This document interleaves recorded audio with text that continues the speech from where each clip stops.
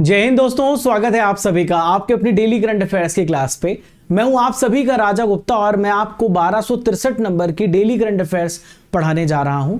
और 23 मई से जितने भी संबंधित करंट अफेयर्स है उसे आप यहां पे पढ़ने वाले हैं। हिंदी इंग्लिश दोनों मीडियम में आपकी क्लास होने जा रही है। और प्यारे दोस्तों, आपको मिलता है यहाँ पे स्टैटिक जीके और भी बहुत कुछ इस सेशन में मिलने वाला है। तो गुड मॉर्निंग इंडिया, चलिए शुरू करते हैं अपने इस बेहतरीन से सेशन को बिना किसी देरी के। और आपके लिए मोटिवेशन थॉट, लोग आलसी नहीं हैं, उनके पास सिर्फ ऐसे लक्ष्य नहीं हैं जो उन्हें प्रेरित कर सके। तो साथियों, अगर आपके पास मोटिवेशन चाहिए आपको ना, तो आपके पास कोई टारगेट होने चाहिए। मुझे जीवन में ये अचीव करना है, मुझे अपने माता पिता को ये चीज ला के देनी है। आपका कुछ सपना होगा, मुझे घर खरीदना है, मुझे गाड़ी खरीदनी है, मुझे अच्छी बीवी चाहिए, मुझे अपने माता पिता को खुश रखना है, मुझे अपने दोस्तों को बताना है। कुछ ऐसे मोटिवेशन होना चाहिए और ये मोटिवेशन आपको आगे लेके जाता है। जितना बड़ा सोचोगे उतना बड़ा एफर्ट्स होगा, जितनी सोच छोटी होगी एफर्ट्स भी उतने छोटे होंगे। इसलिए बड़ा सोचो, बड़ा एफर्ट करो। पूरी दुनिया तुम्हारे, पूरी कायनात तुम्हारे इस जो तुमने संकल्प लिया है उसको करने में लग जाएगी। चलिए स्टार्ट करते हैं अपने सेशन को और पहला क्वेश्चन देखते हैं जो आप सभी के स्क्रीन पर दिख रहा है। First question on your screen. तो एशिया उत्पादकता संगठन का अध्यक्ष हाल ही में कौन सा देश यहां पे बना है? तो देखिए friends, which country has become the president of Asian productivity organisation? तो इसका राइट आंसर हो जाएगा इंडिया। हमारा प्यारा भारत यहां पे इसका अध्यक्ष बनाया गया है। अब हम ये समझते हैं कि एशियन प्रोडक्टिविटी ऑर्गेनाइजेशन है क्या और ये क्यों बनाया गया है। तो भारत जो है 2025-26 के कार्यकाल के लिए 2005 से 2006 यानी एक साल के लिए अभी यहां पर एशियाई उत्पादकता संगठन एशियन प्रोडक्टिविटी ऑर्गेनाइजेशन का यहां पे चेयर कर रहा है। भारत की तरफ से अमरदीप सिंह भाटिया, ये भारत की तरफ से एशियाई उत्पादकता संगठन के अध्यक्ष की इन्होंने जिम्मेदारी यहां पे संभाली है। ठीक है, और हम जान लेते हैं कि ये संगठन कब बना, कैसे बना। तो 1961 में ये बना गया। इसका जो उद्देश्य है भारत में और एशिया में जो उत्पादन क्षमता है उसको बढ़ाना, प्रोडक्टिविटी को बढ़ाना। जो हमारा प्रशांत क्षेत्र है, जो कि पैसिफिक रीजन है, वहां पे सोशल इकोनॉमिक विकास में योगदान देना इसका उद्देश्य है। और टोक्यो जापान में आपको इसका हेडक्वार्टर देखने को मिलेगा। क्लियर है। अब बात करें तो इसके महासचिव है डॉक्टर इंद्रप्रदना सिंगाविनाटा, जो कि इंडोनेशिया से हैं।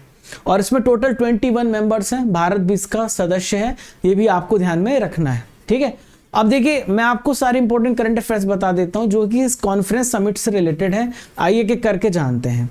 तो कोलंबो प्रोसेस का अध्यक्ष यहाँ पे भारत को बनाया गया है 2024 से लेकर 26 तक के लिए। ठीक है, यूनाइटेड अरब एमिरेट्स जो है इसे यहाँ पर इंटरपोल गवर्नेंस कमेटी का अध्यक्ष चुना गया है। बांग्लादेश ने बिम्स्टेक के अगले 2 सालों के लिए अध्यक्षता संभाली है। बिम्स्टेक अभी सम्मेलन कहां पर हुआ था? थाईलैंड में हुआ था। कहां पे हुआ था? थाईलैंड में हुआ था। और आपको ध्यान में रखना है, इंपॉर्टेंट है, एग्जाम में आएगा। इसके अलावा दोस्तों जो एमडी गोपाल विट्ठल हैं, भारतीय एयरटेल के एमडी हैं, तो ये global system for mobile communication association GSMA के बोर्ड के अध्यक्ष यहाँ पे बने हैं। तो global system for mobile communication GSMA हम इसे बोलते हैं, इसके अध्यक्ष बनाए गए हैं। आप यहाँ पर देख पा रहे हैं आईओसी की नई अध्यक्ष और महिला अध्यक्ष हैं। तो बहुत इंपॉर्टेंट हो जाता है, ये एग्जाम में क्वेश्चन डेफिनेटली आएगा। तो क्रिस्टी कॉवेंट्री अंतर्राष्ट्रीय ओलंपिक समिति की 10वीं अध्यक्ष बनी है। भारत बंगाल की खाड़ी अंतर सरकारी संगठन का अध्यक्ष यहाँ पे बना है। तो सारे करंट अफेयर्स मैंने यहाँ पे इकट्ठा कर लिए जो कि कॉन्फ्रेंस से रिलेटेड थे। अब मैं आपको दूसरा इंपॉर्टेंट क्वेश्चन बताने जा रहा हूं। 21 मई 2025 को भारतीय नौसेना में शामिल किया गया एक प्राचीन सिले हुए जहाज का नाम क्या है? मतलब उसे यहां पर हाथ से सिल करके बनाया गया, हैंड क्राफ्टेड है। तो यहां पर 21 मई को इसे शामिल किया गया। इसका नाम है INSB कौंडिन्या। क्या नाम है? INSB कौंडिन्या। INS मतलब होता है इंडियन नेविगेशन शिप। ठीक है, तो कौंडिन्या आपको ध्यान रखना। ये पीछे मेरे आप देख सकते हैं, तो अजंता एलोरा से इंस्पायर्ड है ये। आप यहां पर देख सकते हैं, इसे हैंडीक्राफ्ट, हाथ से बनाया गया है, हस्त निर्मित है। तो भारतीय नौसेना ने ऑफिशियल रूप से हाथ से सिले हुए जहाज INSAB को कोऑर्डिनेट को अपने बेड़े में शामिल किया है। और ये अजंता की गुफाओं की जो 5th सेंचुरी की पेंटिंग है उससे ये प्रेरित है, ये भी क्वेश्चन पूछा सकता है। तो यहाँ पर हिस्टोरिकल इंपॉर्टेंस भी यहाँ पे पूछी जा रही है, तो प्रश्न आ सकता है।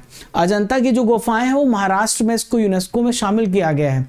तो 21 मई 2025 को कर्नाटक में कारवार अड्डे पर हमारे इंडियन नेवी ने इसको इंक्लूड किया, शामिल किया है। और इसको जहाज के जो बनाने वाले कारीगर हैं, तो आप यहाँ पर देख सकते हैं, इनका नाम है बाबू शंकरन। क्या नाम है? ये बाबू शंकरन, आप यहाँ पर देख सकते हैं इनकी तस्वीर को। तो ये यहाँ पर जो कौंडिन्य है, ये सबसे पहली अपनी जो यात्रा है यानी वोएज है, ये अरब सागर से स्टार्ट करेगा, गुजरात से ओमान तक ये इसकी यात्रा होने वाली है। ये भी आपको ध्यान में रखना है, ठीक है। अब अजंता की गुफाओं के बारे में बात कर लेते हैं। मेरे पीछे आप अजंता की गुफा देख रहे हैं। तो अजंता की जो गुफा है ये बौद्ध धर्म से रिलेटेड है, और ये रॉक कट मतलब एक बड़ा सा चट्टान है, उसको काट करके तराश करके बनाया गया है अजंता की गुफा। और अजंता की पहाड़ियों में आपको भगोरा नदी देखने को मिलेगा। उसके बाएं किनारे पर एक खड़ी चट्टान को काट करके अजंता की गुफाओं को बनाया गया है।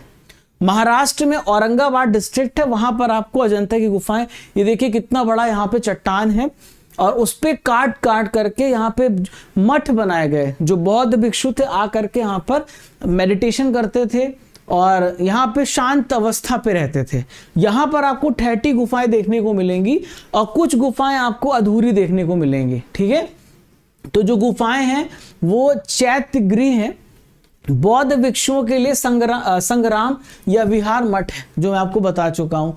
1983 में इसको यूनेस्को में इंक्लूड किया गया है। अभी 42 यूनेस्को साइट हो चुकी हैं, 43 यूनेस्को साइट हो चुकी हैं भारत में।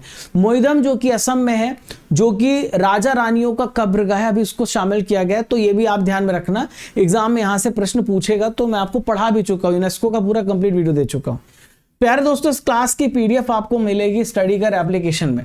तो आप सभी स्टडीगर एप्लीकेशन गूगल प्ले स्टोर से डाउनलोड कर लो, और डाउनलोड करने के बाद आप यहाँ पे डेली करंट अफेयर सेक्शन में जाना।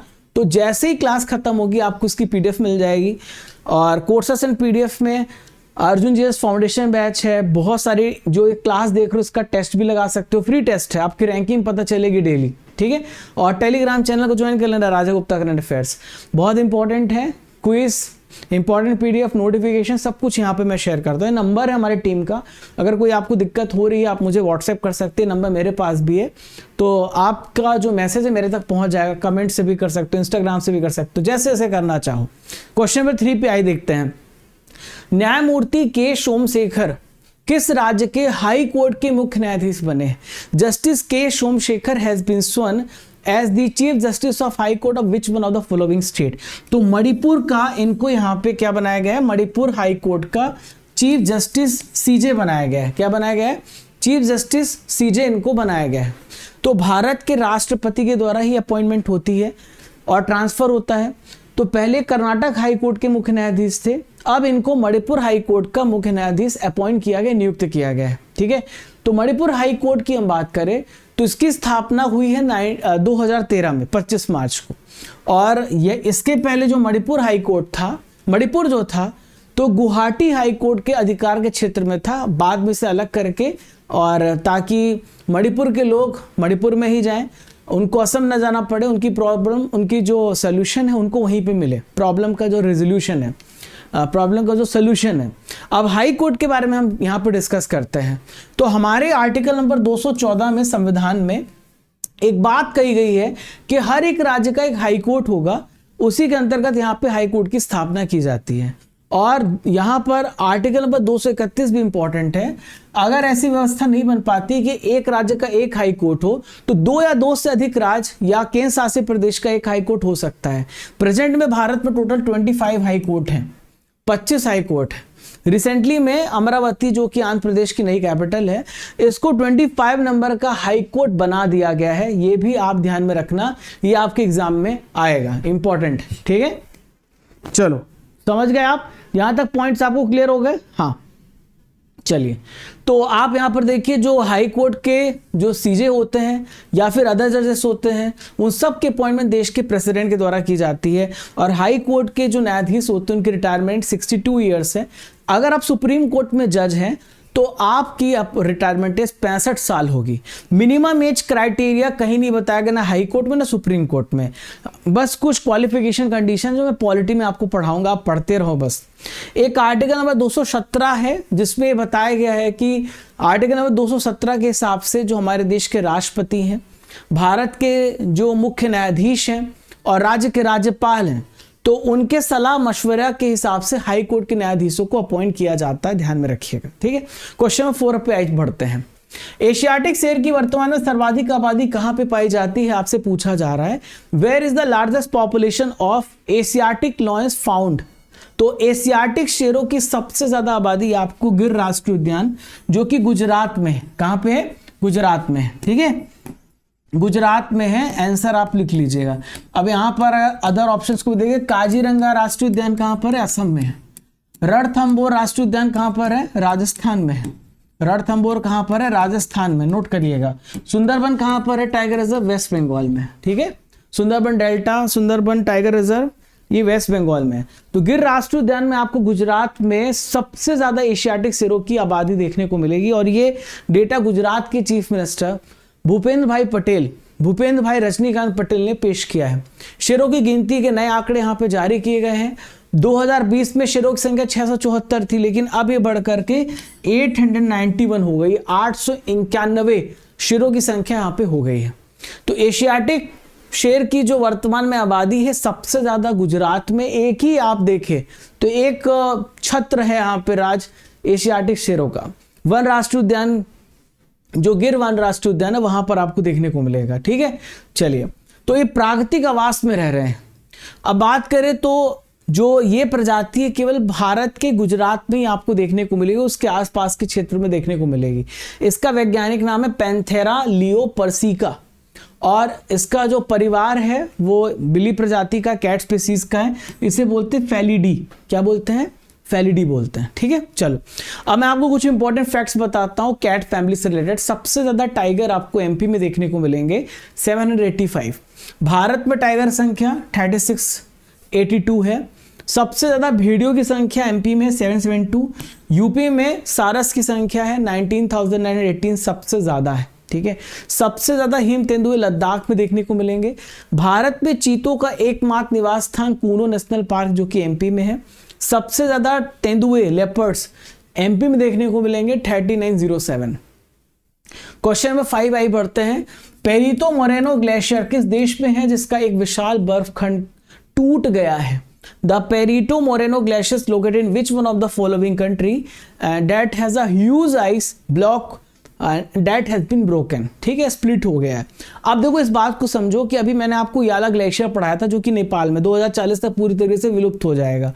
ऐसे क्लाइमेटिक चेंज की वजह से ग्लोबल टेम्परेचर बढ़ रहा है, उसकी वजह से लगातार आपको देखने को मिलेगा कि जो आइस क्यूब्स है टूट रहे हैं, और ये अर्जेंटीना में है। कहां पर है? अर्जेंटीना में है। पेरितो मोरेनो इंपॉर्टेंट है करंट अफेयर्स क्योंकि एनवायरमेंट से रिलेटेड है। तो एक बहुत बड़ा बर्फ का टुकड़ा यहाँ पे टूटा है, तो अर्जेंटीना में आपको देखने को मिलेगा। और लगभग आप जस्ट इमेजिन करें कि आप एक बिल्डिंग के सामने खड़े हैं जो 20 फ्लोर की, इतना बड़ा था ये। तो ये घटना क्यों हो रही है? क्लाइमेटिक कंडीशन चेंज हो रहे हैं, लगातार ग्लोबल क्लाइमेट चेंज हो रहा है, इस वजह से हो रहा है, ठीक है। तो यह glacier loss glaciers national park के अंतर्गत आता है। इसको यूनेस्को साइट में भी शामिल किया गया है, इसलिए इंपॉर्टेंट हो जाता है। लगभग इसका एरिया जो बताया जा रहा है 250 किलोमीटर स्क्वायर है। लगभग आप इमेजिन करें बिहार की जो कैपिटल पटना है उसके बराबर इतना बड़ा ग्लेशियर है। टूटेगा तो बर्फ पिघलेगी तो आपके समुद्र का लेवल बढ़ेगा, और पानी बढ़ेगा तो तटीय वाले जो क्षेत्र हैं, शहर हैं, देश हैं, वहां पर पानी घुसेगा, इससे विस्थापन और होगा। बहुत सारी चीजें चेंज होती हैं जब इस प्रकार की घटनाएं होती हैं, ठीक है। चलो, कुछ इंपॉर्टेंट करंट अफेयर्स को भी पढ़ लेते हैं, करंट अफेयर्स एनवायरमेंट से रिलेटेड। तो नेपाल में याला ग्लेशियर है जिससे अभी डेड 2040 तक पूरी तरीके से विलुप्त हो जाएगा, ठीक है। तो नेपाल में याला ग्लेशियर 2040 तक पूरी तरीके से एक्सटिंक्ट हो जाएगा। It is on the verge of extinction. 21 मार्च को हम मनाते हैं वर्ल्ड ग्लेशियर डे। वेनेजुएला अपने सारे ग्लेशियर को खोने वाला सबसे पहला कंट्री है। भारत का सबसे बड़ा ग्लेशियर है सियाचिन ग्लेशियर, और दुनिया का सबसे ऊंचा युद्ध स्थल भी है, बैटलफील्ड भी है। ठीक है, अर्जेंटीना के बारे में डिस्कस करते हैं। तो 2022 का जो वर्ल्ड कप था जो कि कतर में हुआ था, अर्जेंटीना ने जीता। जो मेसी साहब यहीं से हैं, यहां पर आप देखो तो ये अर्जेंटीना है, यहाँ पे लिथियम बहुत पाया जाता है। इसके बगल में चिली है, बोलीविया है, पराग्वे है, उरुग्वे है, ब्यूनस आयर्स इसकी कैपिटल है, बगल में अटलांटिक ओशन है, इधर प्रशांत सागर है, ऊपर ब्राजील है। ठीक है, तो अर्जेंटीना ब्राजील के बाद सेकेंड लार्जेस्ट है एरिया वाइज। ठीक है, ब्यूनस आयर्स इसकी कैपिटल है, इसकी जो करेंसी है वो पेसो है, और जेवियर माइली प्रेजेंट में इसके राष्ट्रपति हैं। कौन है? जेवियर माइली इसके प्रेजेंट में राष्ट्रपति हैं। ठीक है, चलो क्वेश्चन नंबर 6 पे आ जाते हैं, छठा प्रश्न आइए देखते हैं। तितली की एक नई प्रजाति यूथालिया मलक्कना किस राज्य में पहली बार देखी गई है? तो ये जो नई बटरफ्लाई स्पीसीज है यूथीलिया मलक्कना, ये आपको अरुणाचल प्रदेश में स्पॉट की गई। कहां पे? अरुणाचल प्रदेश में देखी गई है। तो अरुणाचल प्रदेश के लेपराडा डिस्ट्रिक्ट है, वहां पे एक नई तितली प्रजाति यूथालिया मलक्कना ऑफिशियल तौर पे दर्ज की गई है। तो तितली की जो प्रजाति है ये आपको साउथ ईस्ट में देखने को मिलेगी, जो कि साउथ ईस्ट एशिया में पाई जाती है, और ये पहली बार यहाँ पे देखी गई है। तो एनवायरनमेंट से रिलेटेड इंपॉर्टेंट क्वेश्चन है।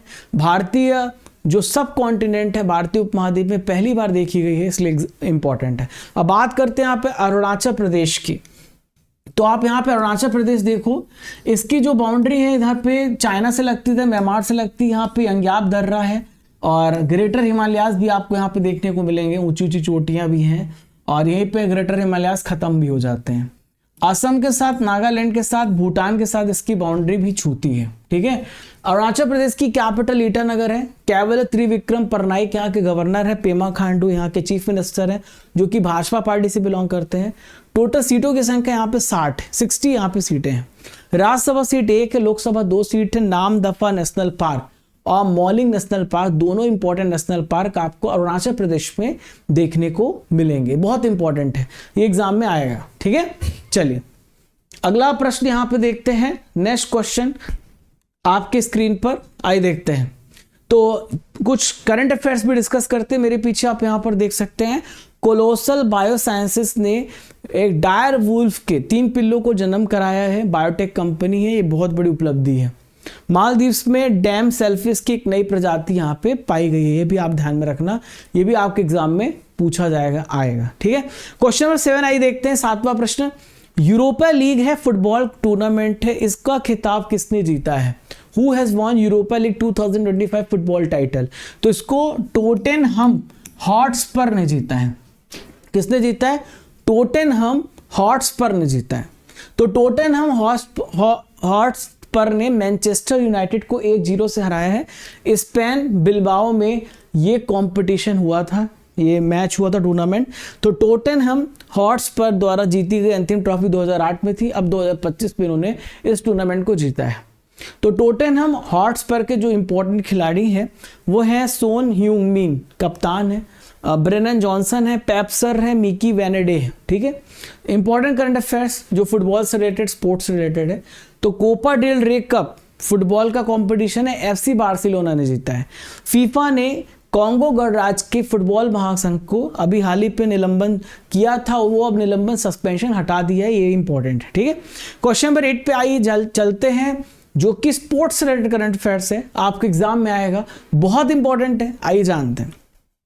आईएसएसएफ जूनियर वर्ल्ड कप 2025 में आद्रियन कर्माकर ने कौन सा मेडल भारत को दिलाया है? तो भारत को इन्होंने रजत पदक यानी सिल्वर मेडल भारत को यहाँ पे दिलाया है। कौन सा मेडल? सिल्वर मेडल यहाँ पे भारत को दिलाया है, ध्यान में रखिएगा, इंपॉर्टेंट। ठीक है, तो भारत के युवा शूटर हैं आद्रियान कर्माकर। तो 2025 में 50 मीटर राइफल प्रो स्पर्धा में इन्होंने भारत को सिल्वर मेडल दिलाया है, और ये कंपटीशन जर्मनी में सूहल में हुआ। कहाँ पे? जर्मनी सूहल में ये कंपटीशन हुआ है। ठीक है, चलो तो यहाँ पे आईएसएसएफ के बारे में हम बात करें तो जो आईएसएसएफ है ये एक जो शूटिंग से रिलेटेड कंपटीशन ऑर्गेनाइज कराती है। 1907 में इसकी स्थापना हुई है, म्यूनिक जर्मनी में इसका हेडक्वार्टर है। लुसियानो रॉसी इसके वर्तमान में अध्यक्ष हैं। ठीक है। और 2024 में जो वर्ल्ड कप फाइनल था भारत में हुआ था। 2025 में जो जूनियर वर्ल्ड कप है उसकी मेजबानी भारत करेगा, ठीक है। क्वेश्चन नंबर 9 आई देखते हैं, इंपॉर्टेंट है। भारत का पहला 9000 हॉर्स पावर का लोकोमोटिव इंजन, इसका उद्घाटन कहां पर किया जाएगा? अभी किया नहीं गया है, नरेंद्र मोदी जी करेंगे। तो दाहोद गुजरात में इसका उद्घाटन किया जाएगा। कहां पे? गुजरात, दाहोद में। तो 26 मई को इसका उद्घाटन होना है। 9000 हॉर्स पावर का इलेक्ट्रिक लोकोमोटिव इंजन है। जो लोकोमोटिव इंजन होते हैं, आपको पता है, जो आप ट्रेन देखते हैं, जो स्लीपर्स को खींचते हैं, सबसे आगे का जो इंजन होता है उसे लोकोमोटिव इंजन कहा जाता है। तो ये पीपीपी मॉडल पे बनाया गया है, मतलब पब्लिक प्राइवेट पार्टनरशिप, जिसमें कुछ कंट्रीब्यूशन सरकार करती है और प्राइवेट एंटिटीज भी मिलकर के इसे तैयार कर रहे हैं। तो दाहोद रेलवे फैक्ट्री में 10 सालों में 1200 इंजन बनाए जाएंगे, जो हम अपने घरों में भी इस्तेमाल करेंगे, मतलब अपने भारत में इस्तेमाल करेंगे, और हम यहाँ पे विदेश में भी उसको बेचेंगे। तो लगातार भारत जो है ना, आप देखो, भारत लगातार डेवलपमेंट कर रहा है, अब एक्सपोर्ट कर रहा है। डिफेंस में हम एक्सपोर्ट कर रहे थे, अब हम यहाँ पे भी एक्सपोर्ट कर रहे हैं। तो मतलब ये हमारे लिए बहुत ही फायदेमंद है। तो ये 9000 हॉर्स पावर का जो आप यहाँ पर लोकोमोटिव इंजन देख रहे हैं, तो 6 एक्सल इलेक्ट्रिक लोकोमोटिव है, जो कि 75 किलोमीटर प्रति घंटे की औसत से चलेगा, और ये लगभग 4600 टन तक का जो माल है उसको खींच सकता है, ले जा सकता है। दोस्तों, एक जानकारी जो पुराने बच्चे हैं वो स्किप कर दें, नए बच्चों के लिए जानकारी है कि अर्जुन जीएस फाउंडेशन बैच में आप नए हैं, आप कभी भी एनरोल कर सकते हैं। ये हर एग्जाम को कवर करने के लिए बनाया गया है, और आप यहाँ पे state PSC, SSC, railway defence का जीएस बहुत अच्छे से पढ़ेंगे, और ज़रूर ज्वाइन करें।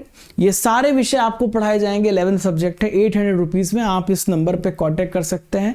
आपको यहाँ पे रिकॉर्डेड बैच मिलेगा, और टॉपिक वाइज टेस्ट मिलेगा, आपको पीडीएफ मिलेगा, ये सारा कुछ आपको मिलेगा, ठीक है। तो सारी क्लासेस आपकी 2 टाइम पे चलेंगी, एक दोपहर और एक शाम, ठीक है।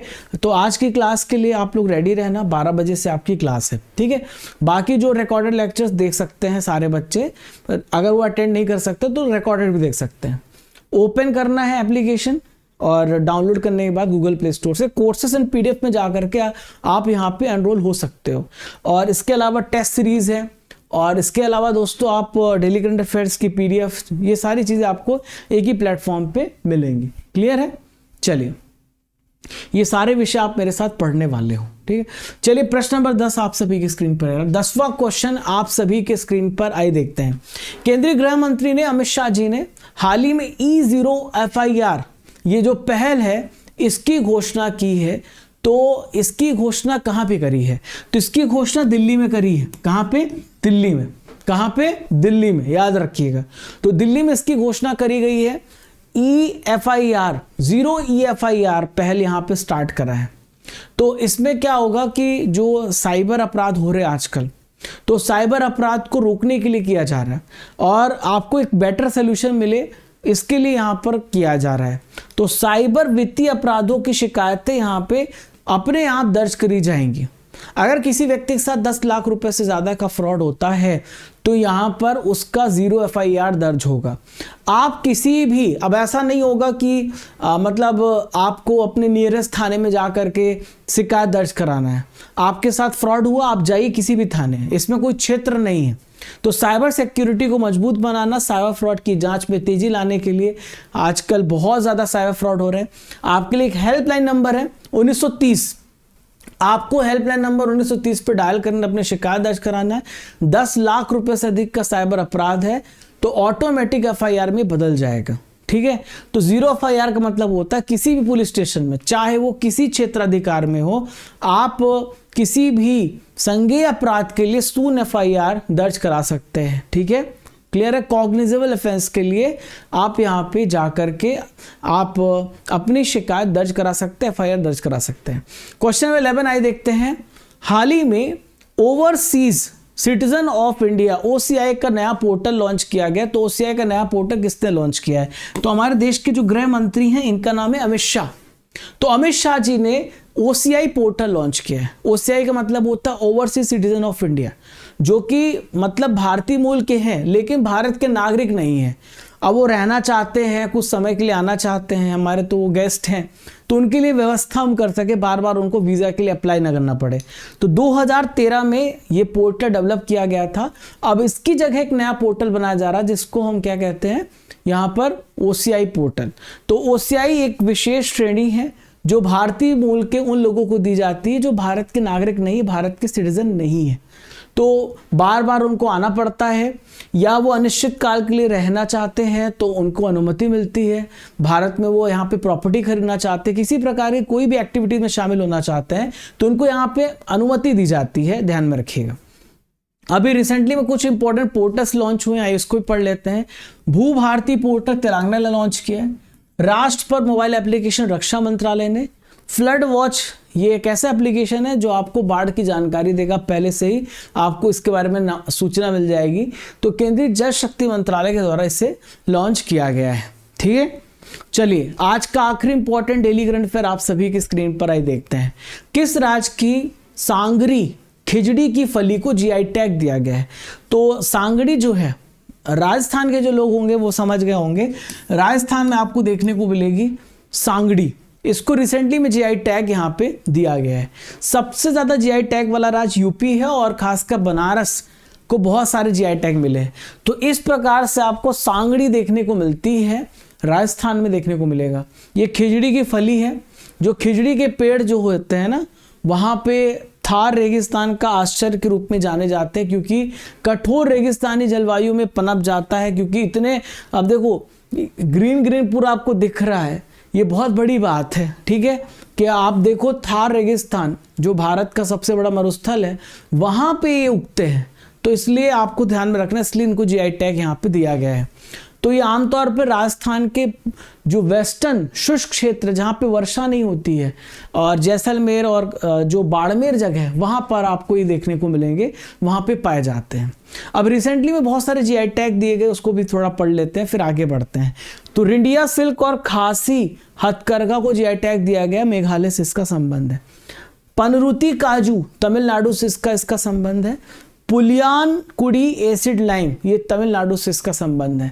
ये सबको अभी यहाँ पे GI टैग दिया गया है। तो आपने यहाँ पे फ्रेंड्स 12 इंपॉर्टेंट करंट अफेयर्स को बहुत अच्छे से पढ़ लिया। अब बारी है यहाँ पे RRR की, जहां पर आप पुराने महीनों के करंट अफेयर्स का बेहतरीन तरीके से रिवीजन करते हैं। तो आइए देखते हैं आप कितने प्रश्नों को सही कर पाते हैं। आपका टेस्ट भी होता है, तो आप सभी शुरू हो जाइए। World press photo of the year 2025 का अवार्ड किसने जीता है? तो इसे समर अबू एलौफ ने जीता है। नेक्स्ट है, ड्यूरोमैकेट किस देश के हाल ही फिलहाल में प्राइम मिनिस्टर बने हैं? तो सर्बिया के प्राइम मिनिस्टर बने। कहां के बने? सर्बिया के। एशियाई अवसंरचना निवेश बैंक ने निवेश समाधान का उपाध्यक्ष हाल ही में किससे बनाया है? तो अजय भूषण पांडे को बनाया है।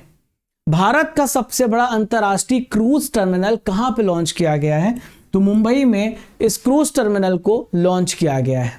AI प्रदर्शन को बढ़ाने के लिए आयरनवुड चिप को किसने यहां पे लॉन्च किया है? तो गूगल ने आयरनवुड चिप को लॉन्च किया है।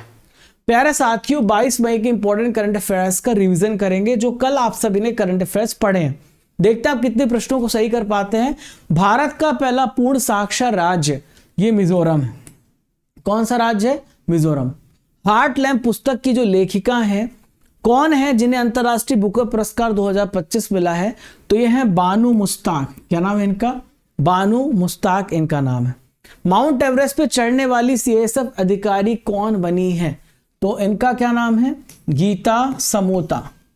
क्या नाम है इनका? गीता समोता नाम है। ठीक है, नेक्स्ट है, दूसरी ब्लू वार्ता 2025 कहां पे आयोजित की गई? तो ये कहां पे की गई? न्यू दिल्ली में की गई। कहां पे? नई दिल्ली में। शिवपाल सिंह किस खेल से रिलेटेड है जिन्हें 8 साल का उनके ऊपर बैन लगाया गया है? तो इनका संबंध जेवलिन थ्रो से, भाला फेंक से, जिनके ऊपर बैन लगाया गया। अंतर्राष्ट्रीय आलू केंद्र के अनुसार भारत किस साल तक दुनिया का सबसे बड़ा आलू उत्पादक देश बन जाएगा? 2050 तक भारत बन जाएगा। हाल ही में कहां पे कोरोना का नया वेरिएंट JN1 के 14,000 केस दर्ज किए गए? सिंगापुर में। कौन सा देश डिफेंस सिस्टम गोल्डन डोम बनाएगा? तो अमेरिका बनाएगा, इजराइल से भी मजबूत। हर साल राष्ट्रीय आतंकवाद विरोध दिवस ये कब मनाया जाता है? 21 मई को मनाया जाता है। जिनेवा में आयोजित 78 नंबर की जो स्वास्थ्य सभा है इसके दौरान ट्रैकोमा को खत्म करने का प्रमाण पत्र प्रदान किया गया है। तो किसे दिया गया? भारत को प्रमाण पत्र दिया गया है। 2025 के विश्व हाइड्रोजन शिखर सम्मेलन प्रदर्शनी का आयोजन कहां पर किया गया? रॉटरडैम, नीदरलैंड में।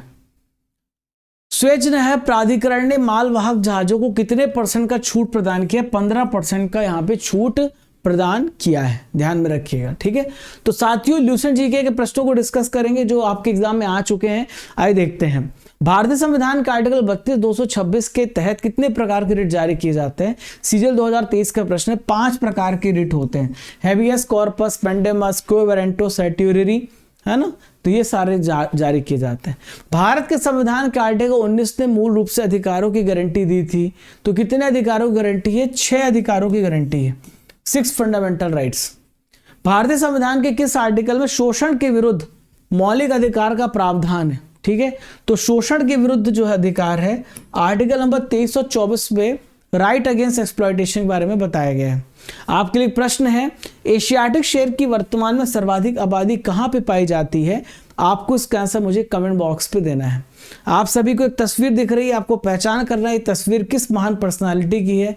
जो बेस्ट कमेंट देगा उसका कमेंट कल मैं यहाँ पे शो करूंगा। स्टडीगर एप्लीकेशन आप सभी डाउनलोड कर लेना, जो कि आपको गूगल प्ले स्टोर पे मिल जाएगा। एप्लीकेशन डाउनलोड करने के बाद कोर्सेस एंड पीडीएफ में चले जाना। यहाँ पर आपको हमारे 2024 के 2025 के 12 महीने के करंट अफेयर्स का पैकेज मिल जाएगा। 1 ईयर का 1000 टॉपिक व स्टैटिक पीडीएफ, 1 ईयर का करंट अफेयर्स पीडीएफ आपको मिलेगा।